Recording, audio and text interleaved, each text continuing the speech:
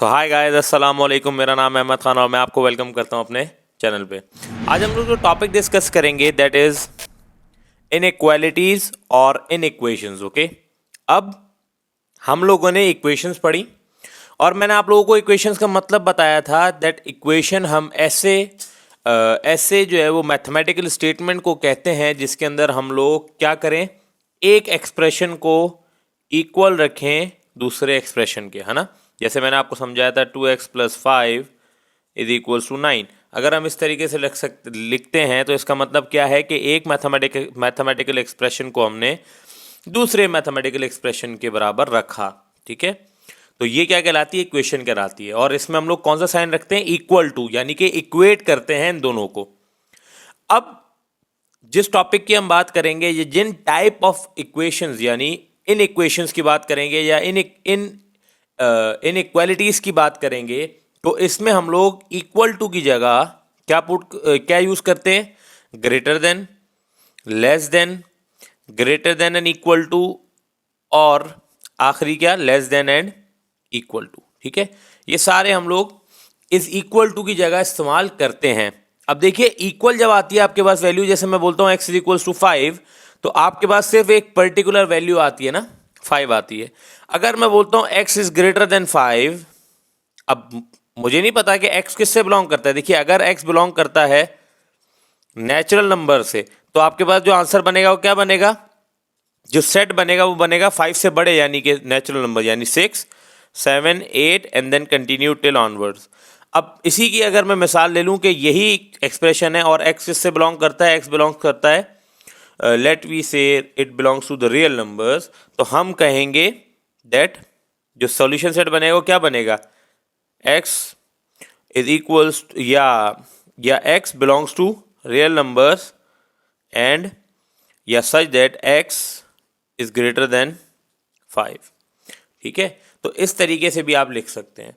मेरा कहने का मतलब क्या है कि जब आप इक्वेशन सॉल्व करते थे तो आपके पास वैल्यूज आती थी ना, एक वैल्यू आएगी, अगर लीनियर इक्वेशन है, क्वाड्रेटिक इक्वेशन है तो 2 उसके सॉल्यूशंस आ जाएंगे, x की वैल्यूज आ जाएंगी। इसी तरह क्यूबिक है तो 3x की वैल्यूज आ जाएंगी। लेकिन यहां पर जब आप इन इक्वेशंस की बात करते हैं तो आपके पास क्या आता है, एक नंबर ऑफ सेट्स आता है, ठीक है।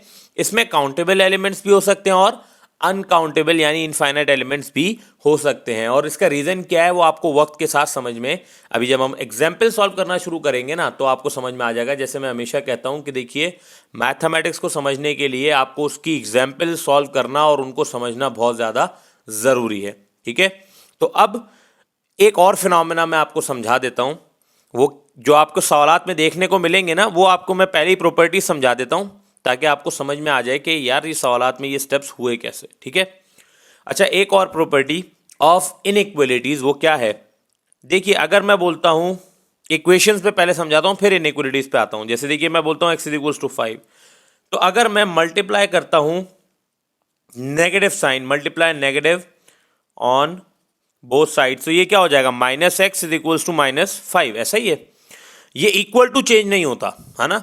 लेकिन अब इसी जगह एक मिसाल ले लेते हैं, मैं बोलता हूं x इज ग्रेटर देन 5, और x की भी मैं वैल्यू ले लेता हूं, मैं ले लेता हूं 7 is greater than 5। Okay, 7 is greater than 5, ठीक है ना। यहां तक बात समझ में आ गई कि 7 जो है वो 5 से बड़ा है, ग्रेटर है, ठीक है। अब मैं क्या कर रहा हूं, अगेन मैं वही काम करता हूं, मैं मल्टीप्लाई करता हूं negative sign on both sides, ठीक है। अब क्या हो जाएगा, ये minus into +7 will be -7 is greater than -5। क्या मुझे बताइए ये स्टेटमेंट ट्रू है, क्या -7 बड़ा है -5 से? नो, दिस इज रॉन्ग, ठीक है। अब क्या है, उलट हो गया।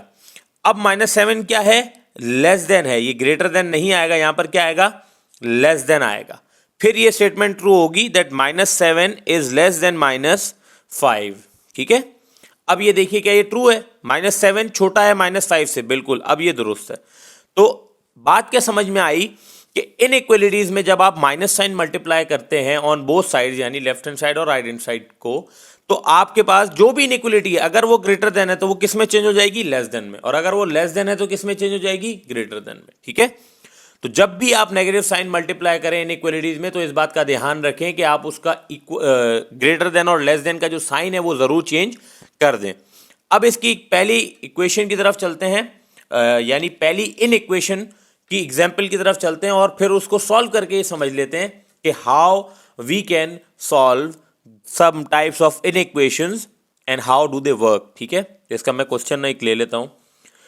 सवाल कहता है that find the solution set S dot S लिख रहा हूँ। ठीक है, तो solution set of what 4n-1 which is less then 7। अब आपको ये भी बता रहा है, क्या बता रहा है देखिए, और कहता है and n belongs to what, n belongs to whole numbers. ठीक है जी, n किससे बिलोंग करता है, होल नंबर से। अब आपको मैं इसको सॉल्व करके दिखाता हूँ। बहुत ही आसान प्रोसीजर है, बहुत ही आसान सोल्यूशन है। सिर्फ समझने की आपको जो है वो कोशिश करनी है कि यार कि हम किस तरीके से इनको सॉल्व कर सकते हैं। उसने आपको कंडीशन दे दी है, ये वाली स्टेटमेंट। ठीक है, 4n-1 इज लेस देन 7। ठीक है, अब इसको सॉल्व करते हैं। देखिए हमारा जो मकसद था इक्वेशंस को सॉल्व करने का वही सेम तरीका है, बट क्या है, थोड़ा सा स्टेप डिफरेंट होंगे। हम इक्वेशंस में क्या करते थे हम x, अगर जो भी अननोन वेरिएबल होता था हम उसको मालूम करने की कोशिश करते थे। यहां पर हमारे पास इस इन इक्वेशन में जो है वो अननोन वेरिएबल कौन सा है, दैट इज n, है ना। तो हमें क्या करना है, we have to find n, ऐसा ही है ना। तो अब n को हमें मालूम करना है, तो चलिए इसको मालूम करने की कोशिश करते हैं। देखिए यहां पर n को मालूम करने के लिए सबसे पहले मैं क्या कर सकता हूं, मैं कर सकता हूं एड 1 ऑन बोथ साइड्स। ठीक है, अब देखिए जब मैं ऐड करूंगा 1 तो ये +1 और -1 क्या हो जाएंगे, 0। तो यहां पर मेरे पास क्या बच जाएगा, देखिए 4n-1 +1 इज लेस देन 7 +1। देखिए +1 मैंने किया ऑन बोथ साइड्स। ठीक है, अब यहां पर आप देखिए -1 और +1 क्या हो जाएंगे, कैंसिल भी कर सकते हैं और 0 के बराबर हो जाएंगे। तो आप लिख दें 4n इज लेस देन 7 + 8 कितने हो गए, 7 + 1 कितने हो गए बेटा, 8 हो गए। यहां तक क्लियर है। अच्छा, अब यहां पर आप देखिए 4 क्या हो रहा है, n से मल्टीप्लाई। अब मुझे n चाहिए सिंपली, तो मैं क्या करूंगा, मैं यहां पर लिख लेता हूं डिवाइड 2 ऑन बोथ साइड्स। ठीक है, अब 2 से आप इस दोनों साइड्स को डिवाइड कीजिए, क्या हो जाएगा, 4n/2 इज लेस देन 8/2। तो यहां आप देखिए कैंसिल आउट हो रहा है, 2 1 2 एंड 2 2 4। यहां पर 2 1 2 2 4 8। तो आपके पास जो 2n इज लेस देन 4। ठीक है, तो अभी भी आप इसको मजीद डिवाइड कर सकते हैं, या मैं इसको डिवाइड कर सकता हूँ अब 2 से। अब मैं लिख रहा हूँ डिवाइडिंग अगेन बाय 2। ठीक है, तो ये क्या बन जाएगा, 2 1 2 एंड 2 2 4। तो आपके पास n की वैल्यू क्या आ गई, n इज लेस देन 2, ये आ गई आपके पास n की वैल्यू। ठीक है, अब इस इन इक्वेशन में आप ये देख सकते हैं कि वो बता रहा है सोल्यूशन क्या है आपके पास, सारी n की वैल्यूज जो कि लेस देन 2 होंगी वो इस इनइक्वालिटी को सेटिस्फाई करेंगी। आपको अगर याद हो, मैंने इक्वेशंस में आपको समझाया था कि जो भी आपका सोल्यूशन सेट बनता है उसको आप अगर इक्वेशन में पुट करेंगे तो वो इक्वेशन सेटिस्फाई होगी।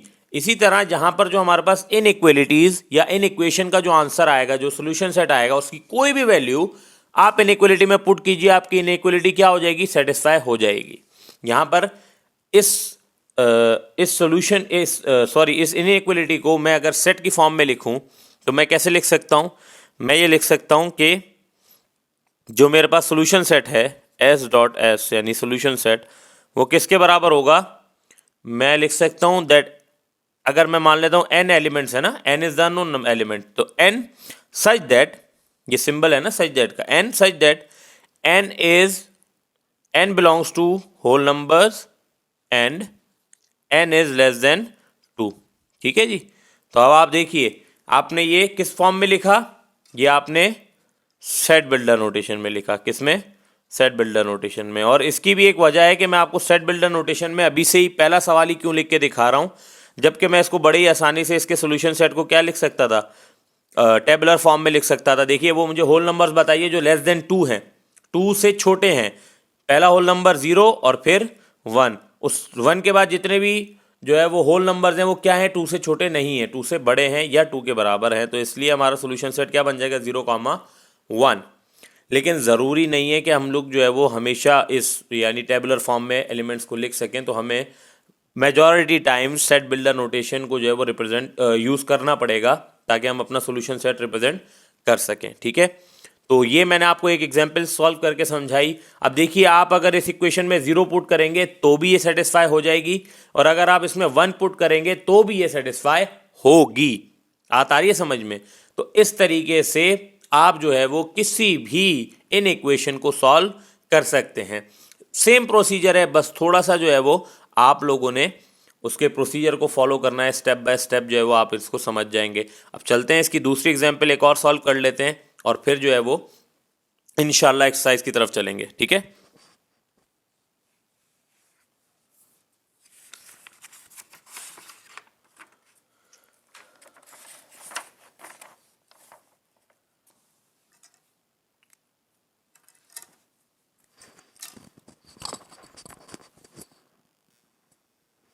जी। तो इसकी जो नेक्स्ट एग्जांपल मैं आप लोगों को समझाता हूँ वो क्या कहती है, सवाल देख लेते हैं। देखिए वो कहता है that find the solution set as dot s of modulus 2x minus 1 upon 3 is less than 2 where and such that and x belongs to real numbers. ठीक है जी, ये सवाल है आपके पास, और अब आपने जो है वो इसको सॉल्व करना है। अब आप एक चीज़ अगर नोट कीजिए, तो हमने लास्ट एक्सरसाइज में समझा था कि हम ऐसी इक्वेशंस को किस तरह सॉल्व करेंगे जिनके अंदर मॉड्यूलस इन्वॉल्व हो, है ना।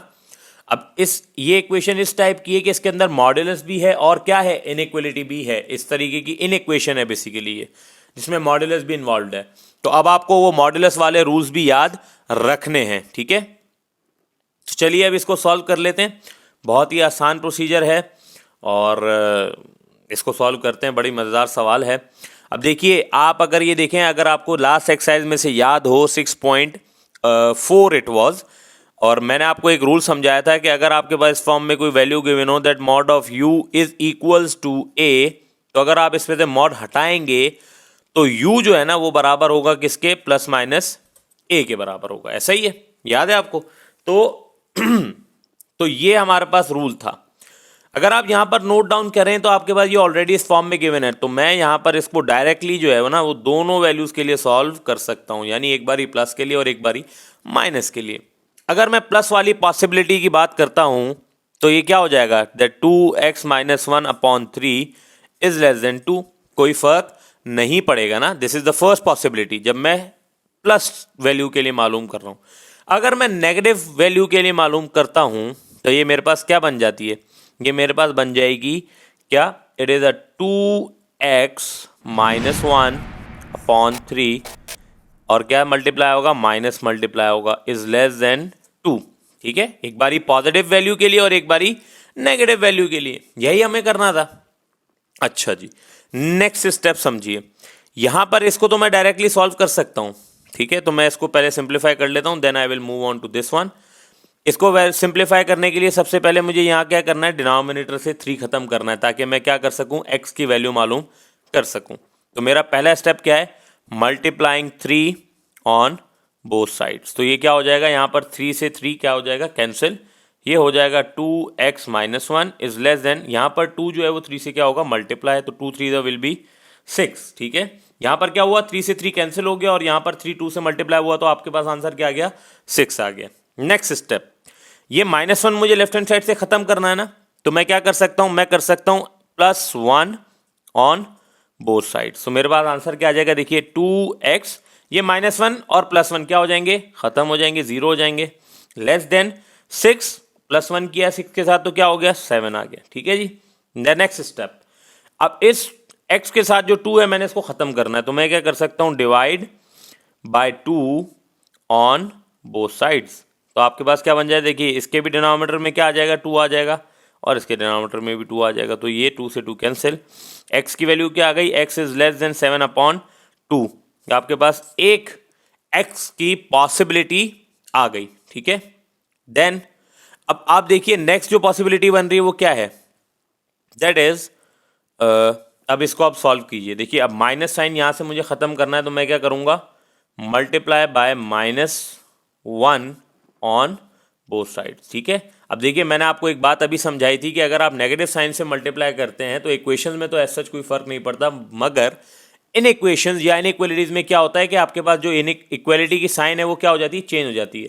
अगर लेस देन है तो अब क्या हो जाएगी, ग्रेटर देन, यानी कि minus minus will be plus, 2x minus 1/3, less than क्या हो जाएगा अब, ग्रेटर देन -2, 2 इंटू -1 -2। आ रही है बात समझ में।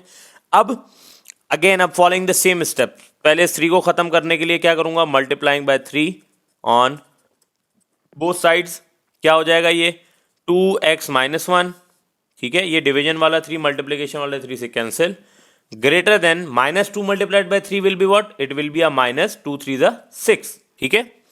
-1 खत्म करने के लिए वही step, adding 1 on both sides, तो ये -1 और +1 0 हो जाएंगे, 2x इज ग्रेटर देन -1 और +1 क्या हो जाएंगे बेटा, -5 हो जाएंगे, ठीक है। अब 2 मुझे खत्म करना है तो मैं क्या करूंगा, again dividing by 2 on both sides, तो ये क्या हो जाएगा, 2x/2 इज ग्रेटर देन -5/2, तो 2 से 2 cancel, this will be x is greater then -5/2। अब आपके पास दो वैल्यूज आ गई, that x is less than 7/2 and greater than -5/2, मतलब वो ये बता रहा है कि x जो है ना वो इस वैल्यू से छोटा है, सही है, और इस वैल्यू से बड़ा है, मतलब इनके दरमियान कहीं लाया करता है ना। मतलब अगर मैं इसको इस तरह लिखना, इसको मैं चेंज करके इस तरह लिख सकता हूं, देखिए -5/2 इज लेस देन x, इस तरह लिख सकता हूं। जैसे x जो है वो इससे बड़ा है तो मतलब ये वैल्यू x से छोटी है, तो मैं इस इनइक्वालिटी को इस फॉर्म में लिख सकता हूं। और अगर मैं इन दोनों यानी इस इक्वलिटी को और इस इक्वलिटी को कंबाइन करूं तो मैं इसका सोल्यूशन सेट इस फॉर्म में लिख सकता हूं, that x such that x belongs to real number, ये उसने हमें कंडीशन बता दी थी। अब देखिए इसके अंदर इनफाइनाइट नंबर्स हैं, वो अभी मैं आपको समझाता हूं। तो x belongs to real numbers, ये गिवन था, and what, and -5/2 is less than x, ये एक सोल्यूशन आया, and x is less than what, x is less than 7/2, ठीक है। तो आपके पास जो सोल्यूशन सेट बना ना वो सारे की सारी x की ऐसी वैल्यूज जो कि -5/2 और 7/2 के दरमियान लाया करती हैं, यानी ये तो आपके पास आंसर आ गया, मगर मैं अब मैं इसको समझा देता हूं मैं आपको। 7/2 अगर मैं इसको डेसिमल पॉइंट में लिखूं तो कैसे लिख सकता हूं, 7 divided by 2 it will be 3.5, ठीक है। और 5/2 कितना होता है, 2.5 नेगेटिव का, तो ये अगर मैं डेसिमल फॉर्म में लिखना चाहूं तो ये हो जाएगा -2.5 is less than x is less then 3.5। अगर आप लोगों ने अच्छे से रियल नंबर्स का कॉन्सेप्ट पढ़ा है ना, क्योंकि ये x रियल नंबर से बिलोंग करता है, तो आप एक बात समझ रहे होंगे कि इसके दरमियान कितने नंबर्स लाया करती हैं, x की वैल्यूज कितनी है। देखिए इसके अंदर इनके दरमियान अनकाउंटेबल x की वैल्यूज हैं, कितनी है, अनकाउंटेबल x की वैल्यूज लाए करती हैं।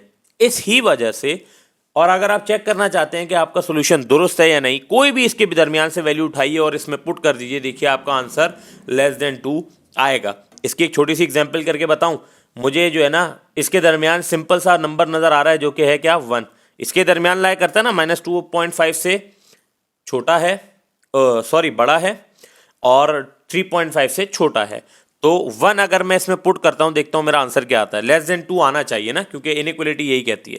तो मैं इसमें पुट कर लेता हूं, ठीक है, यहां पर पुट कर रहा हूं, ठीक है, इस सेक्शन में सॉल्व कर लेता हूं इसको।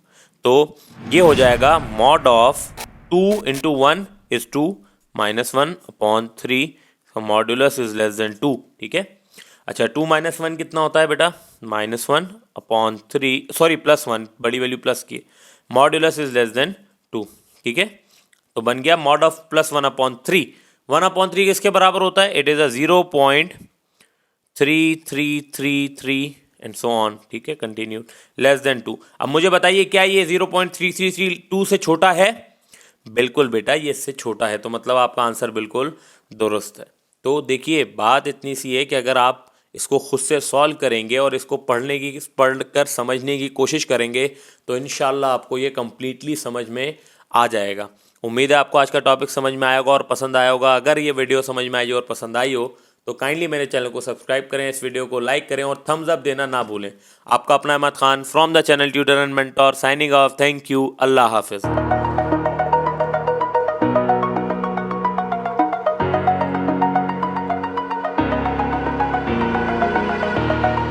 Over the edge, feel like I'm floating through the air. The pain I felt is pain.